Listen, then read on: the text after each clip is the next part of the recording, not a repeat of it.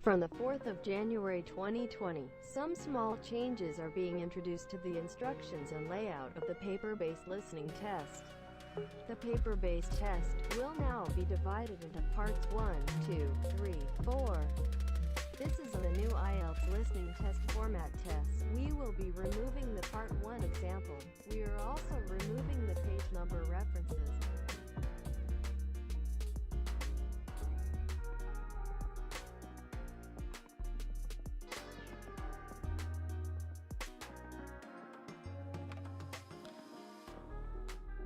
Part 1. A man wants to find out about a language course. Listen to the conversation between the man and the woman and answer the questions. First, you have some time to look at questions 1 to 4.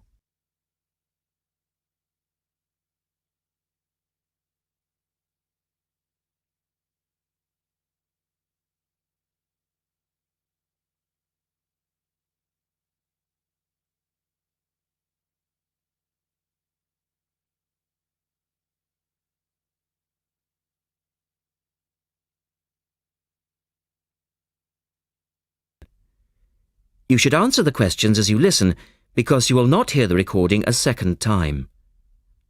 Listen carefully and answer questions 1 to 4.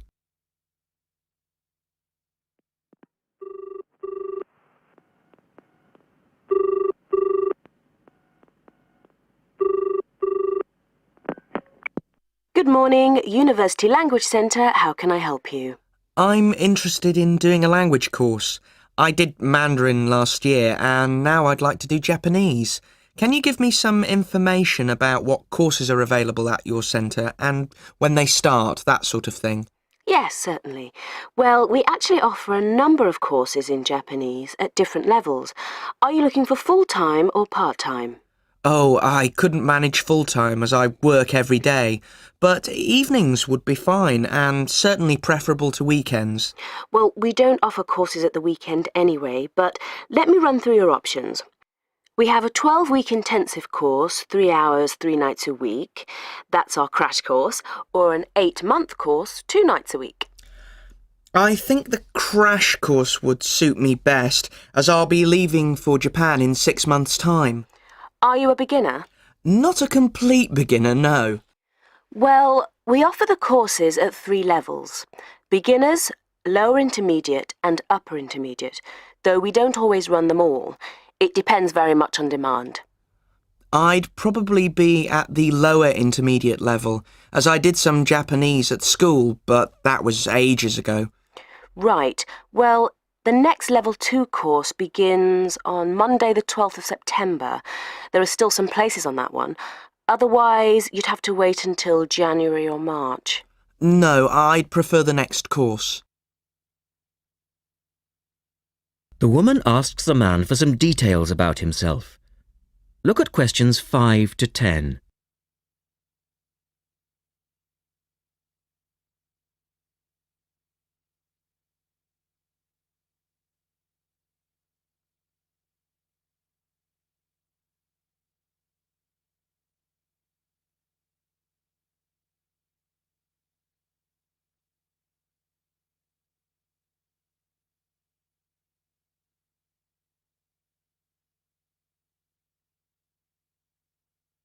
Now listen to their conversation and complete the form.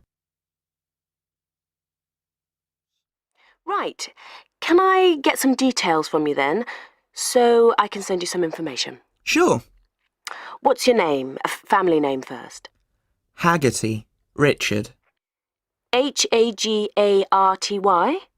No, Hagerty. Oh, OK. And your address, Richard? Well, perhaps you could email it to me. Right. What's your email address? It's Ricky45, that's one word, RICKY45, @hotmail.com. And I just need some other information for our statistics. This helps us offer the best possible courses and draw up a profile of our students. Fine. What's your date of birth? I was born on the 29th of February, 1980. 1980? So you're a leap year baby. That's unusual. Yes, it is. And just one or two other questions for our market research, if you don't mind.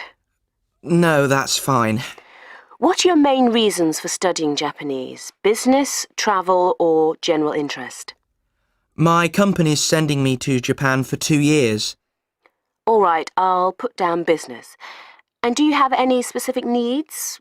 Will there be an emphasis on written language?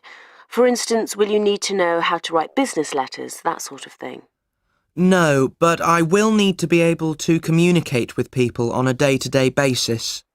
OK, so I'll put down conversation. Yes, because I already know something about the writing system at an elementary level, and I don't anticipate having to read too much. You said you'd studied some Japanese. Where did you study? 3 years at school, then I gave it up, so I've forgotten a fair bit. You know how it is with languages if you don't have the chance to use them. Yes, but I'm sure it will all come back to you once you get going again. Now, once we receive your enrolment form, we'll contact you in about... That is the end of part 1. You now have half a minute to check your answers.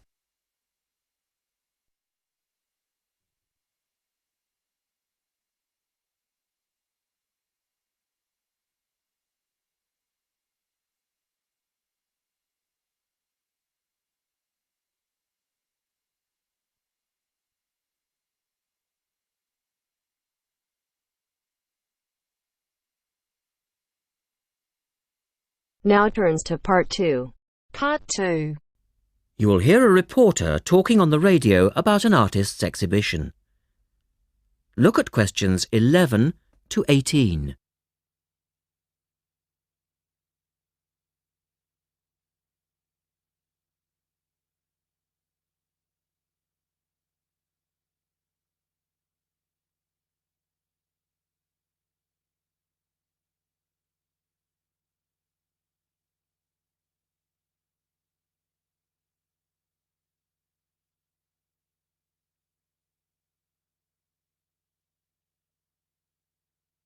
As you listen to the first part of the talk, answer questions 11 to 18.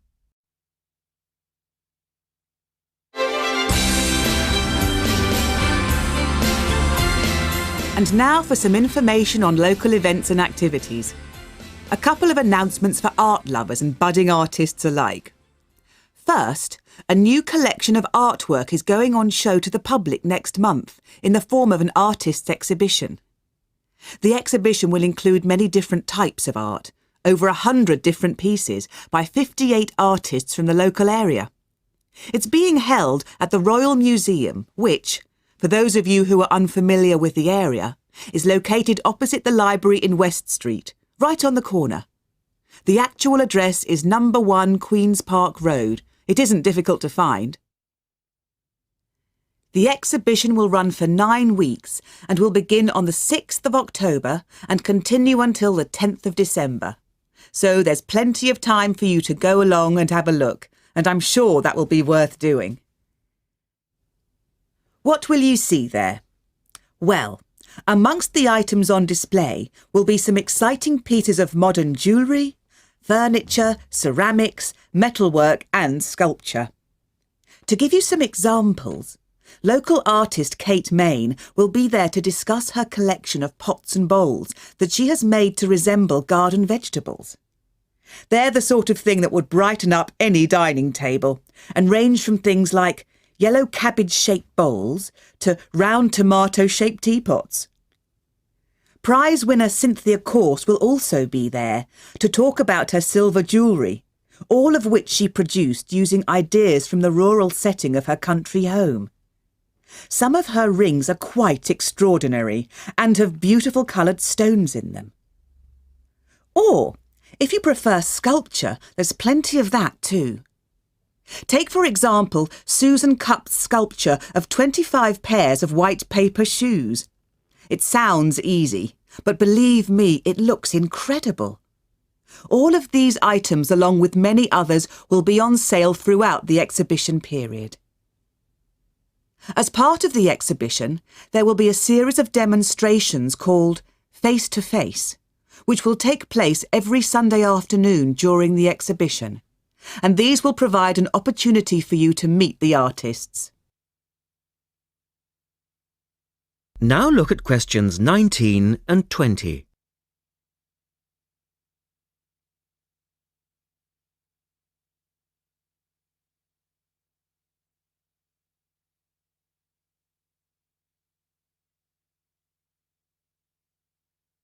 As the talk continues, answer questions 19 and 20. The second set of activities are for those who would prefer to indulge in some artwork themselves. The Artists' Conservatory are holding a series of courses over the autumn period. The courses cover all media and include subjects such as Chinese brush painting, pencil drawing and silk painting. All the tutors are experienced artists. Course sizes are kept to a minimum of 15, and there will be plenty of individual assistance. All the sessions offer excellent value for money and the opportunity to relax in a delightful rural setting. Fees are very reasonable and include the use of an excellent studio and access to the art shop, which you will find sells everything from paper to CDs. And they also include the provision of all materials. For more information on dates, cost and availability, you should get in touch with the programme coordinator on 4592 839 584 or go direct to the website, which you will find is... That is the end of part 2. You now have half a minute to check your answers.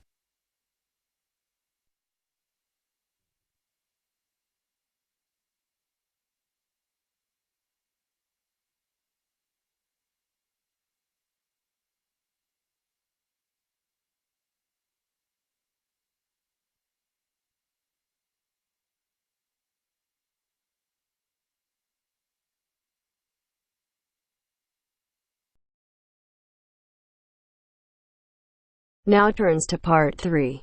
Part 3. You are going to hear a conversation between Anne and Marcia. In the first part of this conversation, they are talking about the commands of training dogs. First, look at questions 21 to 25. Note the examples which have been done for you.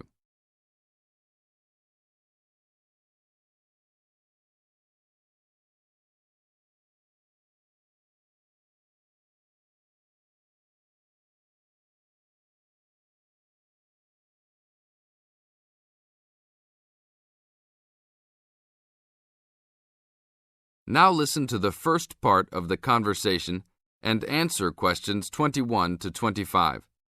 Complete the table showing different commands for different forms of dog training. So that research paper we have to do next, the one about how are different styles of training dogs, how do you think you'll approach writing it? You know, I've been thinking about it. I feel that the best way to write it is to divide the paper into 2 main parts. In the first part, we'd be analysing some examples of each style of training dogs. Right, what the styles are. After that we can talk about how each style can be used so that the dogs learn something different from each one. Indeed. Maybe we could draw a chart and compare examples of each style of training, one at a time. So the different kinds of training would be simple obedience training. There you would have things like teaching them to sit, stay in one place and so on. Right. So included in here would be simple audio commands like speak. Yes, basic commands are just spoken words, aren't they? And then there would be the more guard-oriented training, where the dogs are trained to know a specific place well. Patrolling and barking are probably the best examples, because most people have seen them in many places, especially in homes. And this would lead us to the attack dog training, which is physical as well as spoken, training the dog to knock someone down, and even biting if they have to. Right, so there's another category as well, sniffing dogs, which make up the searching category. I've read that in the UK, every major airport and government building has these dogs to search for all kinds of dangerous items. In the second part of the conversation, Anne and Marcia talk about all kinds of training and what kind of dogs they are suitable to. Look at questions 26 to 30.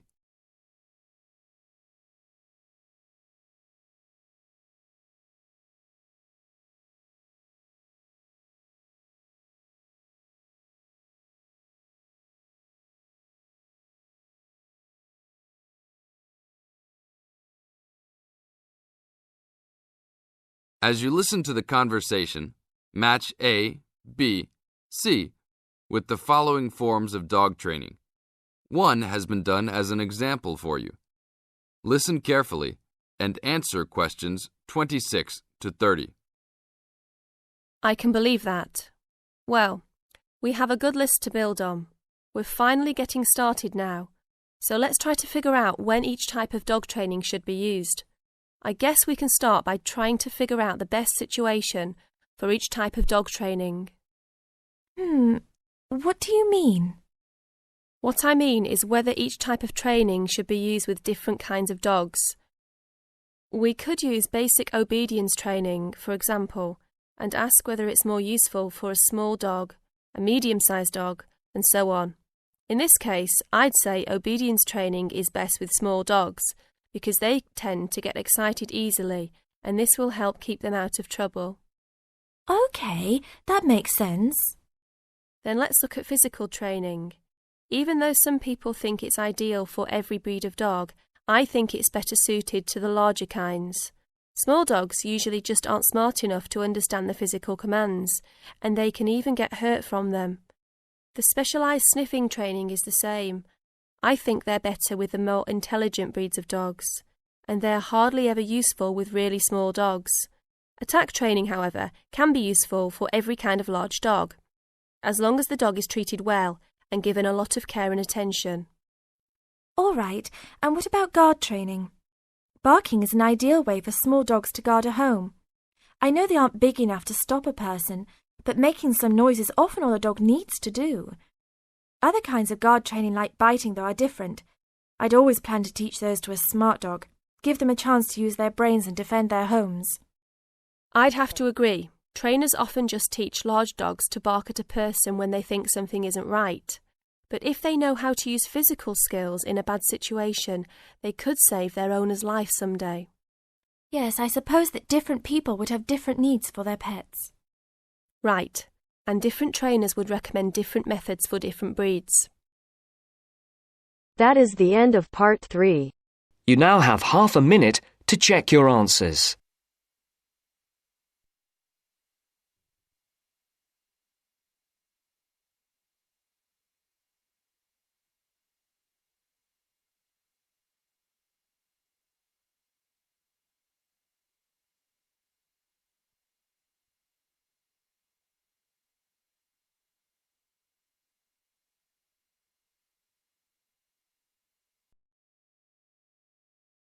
Now turns to part 4. Part 4. You will hear a talk from a member of the Conservation Society talking about green cleaning. First, you have some time to look at questions 31 to 34.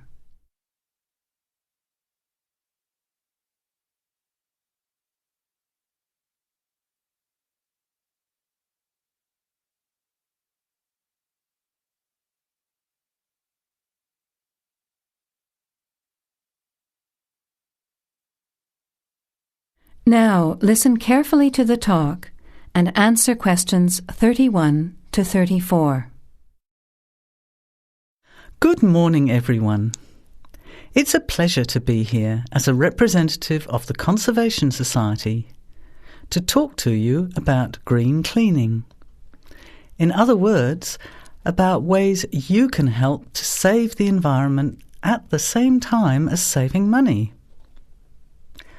I'll start with saving money, as we're all interested in that, especially students who are living on a tight budget. Probably none of you has sat down and calculated how much you spend on cleaning products each year. Everything from dishwashing detergent, window cleaners and so on, through to shampoos and conditioners for your hair, and then those disasters, products to get stains out of carpets, or to rescue burnt saucepans. I can see some nods of agreement. Even if you don't spend a lot of time on housework, you'd end up spending quite a lot of money over a period of time, wouldn't you? We can save money on products and also use products which are cheap, biodegradable and harmless to the environment. These I will call green products. Unfortunately, most cleaning products on sale commercially are none of these, and many of our waterways and oceans are polluted with bleach, dioxins, phosphates and artificial colourings and perfumes. Also, think how many plastic bottles each household throws away over a year. They'll still be around in landfill when you are grandparents. So we often feel there's nothing we can do to make a difference, but we can. The actual recipes are on handouts you can take at the end of the talk. The sorts of ingredients I'm referring to are things like bicarbonate of soda, eucalyptus oil, ammonia, vinegar, lemons, pure soap. Lastly, many people find they are allergic to modern products. So for all you asthma sufferers, keep listening. Nothing in these recipes should cause you any problems. An end to itching and wheezing. Now you have some time to look at questions 35 to 40.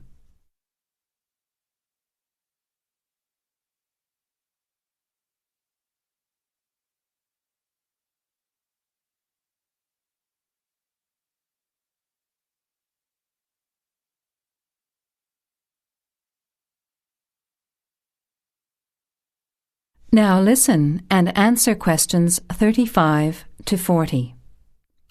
So, let's start with spills and stains. Soda water is wonderful as an immediate stain remover. Mop up the excess spill. Don't rub, but apply soda water immediately. It's great for tea, coffee, wine, beer and milk. As is salt or bicarbonate of soda, which will absorb the stain. Then vacuum when dry and shampoo if necessary. While we're talking about disasters, let's quickly look at some others that can be avoided. Bicarbonate of soda is wonderful for removing smells, especially in the fridge. An open box in the fridge will eliminate smells for up to 3 months. And those terrible burnt saucepans, either sprinkle with our good friend bicarb again and leave it to stand, or cover with vinegar and a layer of cooking salt. Bring it to the boil and simmer for 10 minutes, then wash when cool. Much cheaper than a new saucepan. Then there are heat rings on wooden furniture. Simply rub with a mixture of salt and olive oil, or for scratched furniture, use olive oil and vinegar. Now, let's look at general cleaning. First, the floors. If your floor covering is made of slate, cork or ceramic tiles or lino, it probably only needs a mop or a scrub with vinegar in a bucket of water. Carpets can be shampooed using a combination of pure soap, washing soda, cloudy ammonia and some boiling water. You put a small amount of this mixture onto the mark on the carpet, rub with a cloth until it lathers, and then wipe off the excess. A smelly carpet can be deodorized by sprinkling bicarbonate of soda on the surface, leaving overnight, and vacuuming off the next day. Cleaning in the kitchen, bathroom and toilet is the next section. That is the end of part 4. You now have half a minute to check your answers.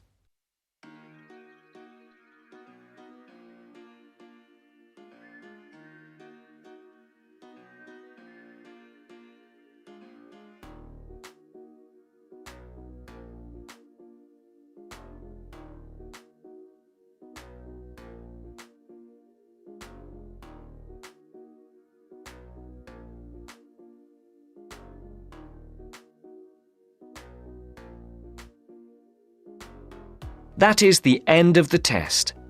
You now have 10 minutes to transfer your answers to your Ielts listening answer sheet.